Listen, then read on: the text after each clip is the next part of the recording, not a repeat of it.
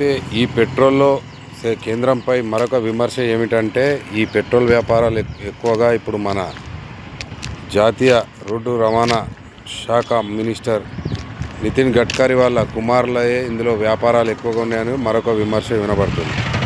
అయితే ఇక పాత పనులను దేశవ్యాప్తంగా పక్కబెట్టడానికి, పొల్యూషన్ కంట్రోల్ చేయడానికి ఇలా చేస్తేనే బండ్లని పక్కకు జరిగిపోతాయని కూడా కేంద్రం ఆలోచన కావచ్చు.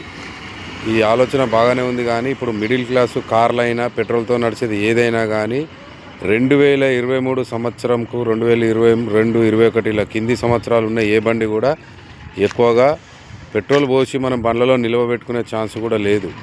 దీనివల్ల ప్రతిసారి ఇంజన్ ప్రాబ్లం రావచ్చు, ప్రతిదీ ప్రాబ్లం ఉంటుంది. కాబట్టి ఇకపై షోరూంలో ఉన్న సెకండ్ హ్యాండ్ బండ్లకు బదులు 2023 సంవత్సరం పైన ఉన్న బండ్లే కొనుక్కోవాల్సిందిగా నా మాటగా చెప్తున్నా.